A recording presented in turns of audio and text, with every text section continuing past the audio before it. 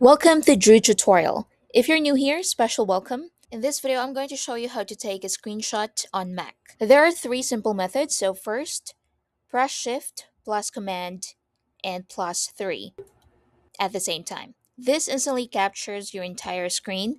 You'll hear a camera shutter sound and a thumbnail will appear in the corner so you can preview it. Now, the second method is Shift plus Command and plus 4. This turns your cursor into crosshairs, allowing you to click and drag to select a specific area of the screen.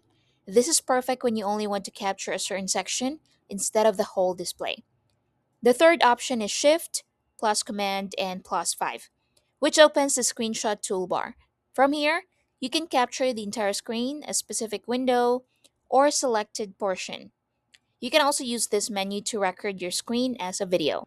And that's it, so try these options, guys. If you found this helpful, don't forget to like the video, subscribe, and turn on notifications for more videos. Thanks for watching, and I'll see you in the next video.